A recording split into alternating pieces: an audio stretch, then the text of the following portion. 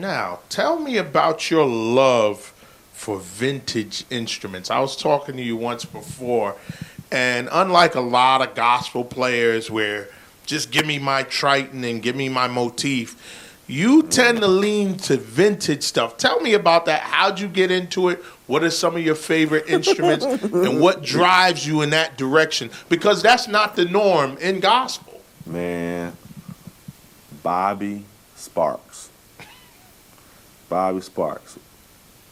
Like, Bobby might have every analog piece of equipment in a corner of his room. And everything he got like 3 of them.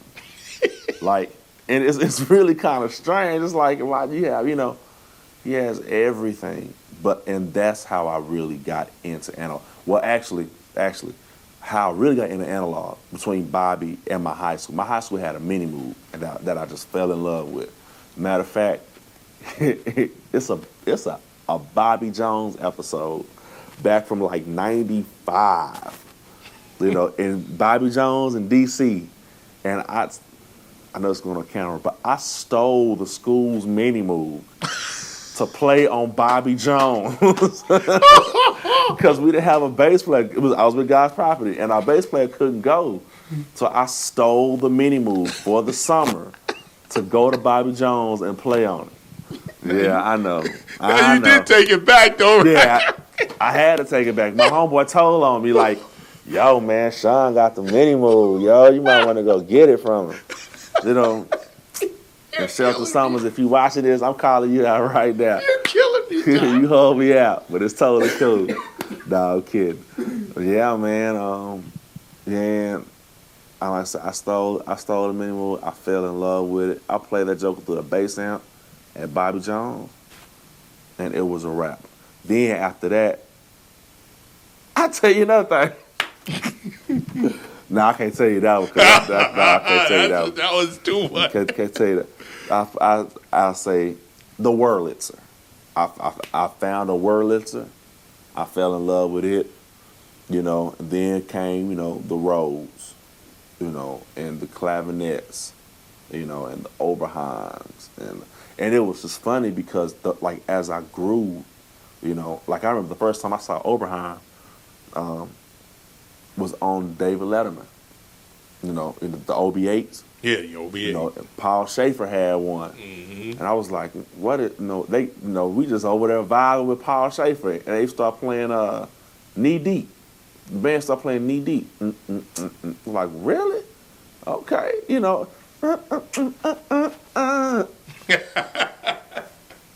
I'm like, wow, really? Okay, all right, cool. What is that? I need one of those. So as time grew on, I just fell in love with old analog instruments. And there's nothing wrong with the new. I got the motif and the Triton and this, that, and the other. But I had to learn something. Keyboards don't all play the same. You approach things differently by the way they feel. Mm-hmm. You know what I'm saying? So I don't really play a Triton the same way I play a motif. I don't really play a motif the same way I play a XP80 or a Phantom, because they all feel different. Same thing. I ain't gonna play a mini move the same way I play a mini move patch on a Triton. Oh, it's coming down? It's moving around too much. Oh, okay.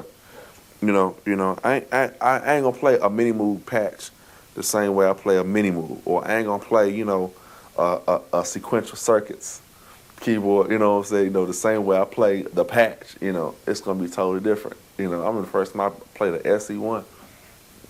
That was something totally different, as opposed to playing a patch. It's like, nah, man, I'm an analog dude. And I hate to say that too, because I be really wanting like Yamaha to send me my little stuff. Like, man, come on, y'all. It's totally cool, But man, I love creating stuff. With those things, there's endless possibilities. I love creating the patches and the tones and putting effects pedals with them. You know what I'm saying? Oh, so you like to do your own creations. You're not just into playing the stock patches, No. which most made modes, the old ones don't even have stock Right. patches. You got to dial it up. Dial it up and tell it what you want. The new one, you got patches. You got to but stop. The old stuff, you had to do your own thing. Yeah, Doc. You got to put the oscillator on the right wave shape. Mm-hmm. You know what I'm saying? And if you lucky to get one that stays in tune. You know what I'm saying? Then it's all gravy. But most of them, they're going to lose tune. So you tuning it every 5-6 minutes. But to me, that's great, man. That's just, that's great. But but Bobby, man, Bobby really got me into playing it in gospel. Because he had it in the rider when I came back on the Kirk Franklin thing. I took like a little hiatus, to finish school and stuff. He was playing the mini moves and the clavinets and the Rhodes and the Wurlitz, the Donna Rhodes and all this kind of stuff. And so he had it in the rider. I was like, oh, okay, because prior to then I was playing with Erica, Erica Badu. Mm-hmm. Yeah, definitely gonna have the Rhodes in. You know what I'm saying? The whole Neo thing. I hope I ain't still moving around too much. So that was the whole thing. And I was like, yeah, Bobby doing that in gospel. Yeah, man. That's what's up. So yeah, because a lot of people, they don't expect that from gospel. Not at all. They don't expect gospel to have a sound. Mm-hmm. I mean, you know what I'm saying? They expect gospel to be foot stomping, hand clapping, the drums way over here, somebody with tambourine over here, the organ way over there, and the piano's on the other side of the church. It's like, nah, man, we actually got a sound now, our songs have a certain sound, so. So which one do you like better? Do you like the Mini Moog better, or do you like the SE1? I caught you with that one, huh? I think my mother's calling right now. We'll leave that. That'll just be between us. Ooh, man. That's a tough one to call, man. That's a tough one to call. I've been leaning towards the SE1, even though I like the Moog, but I've been leaning towards the SE1, man. I think this funny thing about the SE1, although it's Moog type, it still has its own sound. It just doesn't sound just like a Moog. It doesn't.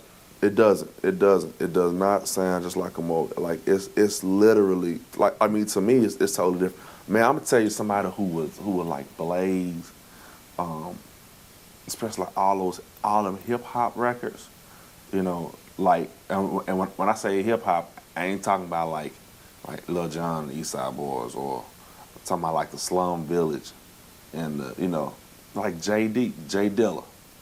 SE1s, man, like an MPC, 60. That's what had the trunks rattling. You know what I'm saying? So yeah, as I said, but to me, everyone has its own character. Yeah. Because I done played some bass patches on sequential circuits. It's killing. It's killing. You put it through the right amp with the right pedal.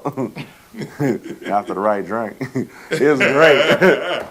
So it's definitely about the sound. It's all about the sound. Is everything. It's not just dialing up a patch and playing the same patch on everything, but it's sound, and that gives it a uniqueness. It's all about the sound, Doc. Hands down. All right. Well, we're getting ready to close, but is there anything else you'd like to tell us? Or any projects, and when you come out with your project, because we know there's a whole lot of music locked up in you. That's what I'm gonna ask for at church last Sunday. Do you have anything of your own? I was like, nah. Well, you let me know when you have a record of your own. I'm about 10 copies. Like, well, I got a tape recorder in the back. You know what I'm saying? You just voted, just give me some money.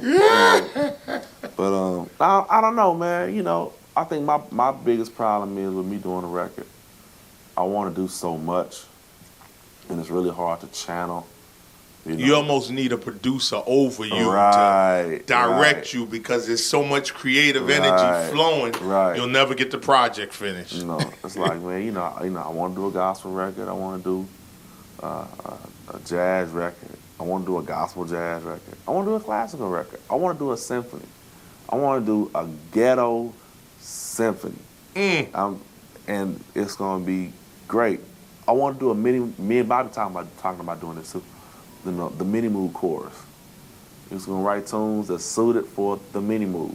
It's gonna be a whole lot of tracks of monophonic playing. You know what I'm saying? But it's gonna be great. It's gonna be great.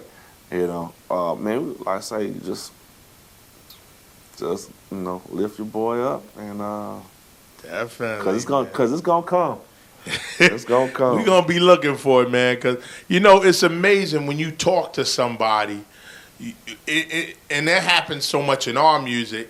The way you look, oh, okay, he's this. But then when you start talking, like, hey, there's so much more depth to this guy. Oh, yeah. He's not just simple cat that just came up. All he did was play in church. That's all he know. You're very rounded musically. You have a lot. You bring a lot to the table. Thanks, man. So we really appreciate your time. Appreciate you on this interview. One other thing we'd like to ask you, as far as when you're writing, what's your best sequence? Are you a Pro Tools man, Digital Performer man, Logic man? What is your tool of choice? My tool of choice, actually, I really am a Pro Tools guy, but I don't sequence in Pro Tools.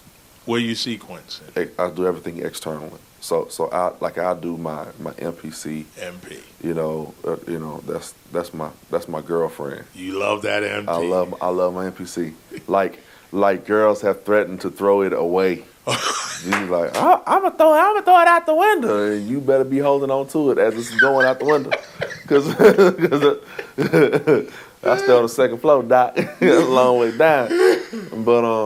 But yeah, man, I do most everything externally, only because I don't like for things to lock up perfectly. You think that kills the feel when things are just perfect? I do, man. I do. It's one song on Kirk's record, and it's funny because the song really, it was quantized at one point, and it was like I literally had him go in there and move stuff over so it wouldn't sound so perfect. Like this being perfect is getting on my nerves. I mean, it was just like...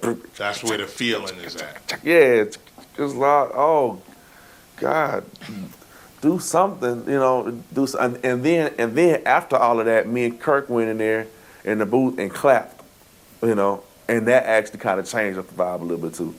And Kirk rushes. He's rushing. He's always rushing, like he has a speed up problem, So all his claps is rushed, what I'm saying? But it worked out, and it felt really good.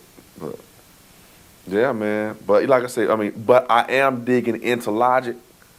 I'm loving it. Yeah, I'm hearing Logic is incredible. Man. Oh man, I'm loving Logic. And for that $500, you can't beat that. Shoot, I'll tell you that I bought the one that was $900. That was not. Don't I feel like an idiot 2 years later? Man, but I think I'm gonna go ahead and get the newer Logic, man, and it's amazing. And don't mess around and get like battery or contact with it.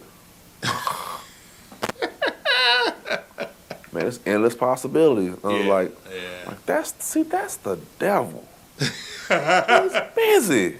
That's the devil. Too much. Like, I can't pay my light bill because I can't move away from my computer because I keep on messing with my Logic. With my Logic. I'm an addict I'm an addict. I am, man. I'm an addict. 4 o'clock in the morning. Got a meeting at 9. And I'm sitting there on Logic like this. Punching stuff in. Shoot, yeah. Ooh, can't beat it. But, man, Sebastian, thank you, man. Thank you for having... Thank you for having ShowMeThat.com. Thank you for looking out for brothers and for for everything that you bring to the game. I mean, you know what I'm saying? You know, thank y'all, man. Because this is, I was just telling some friends of mine the other day, I said, it sucks to have, you have a talent and a gift, but nowhere to apply it and no outlet. You know what I'm saying? Yeah. So, you know, it's really great that you know, that you are able to expose people certain things, you know what I'm saying, that they can take in, you know, and pull from this and pull from that, you know, and build their character, because character is important, you know, and build up everything, you know, to become that better person. You know what I'm saying? So Yeah. I think it's great. Thank you, man. We appreciate it, man. We appreciate your time. Man, it's all good. I ain't finna do nothing. Boo-boo. Yeah, I hear that. Shoot. Woo, man, we've been sitting there for an hour. Yeah, man.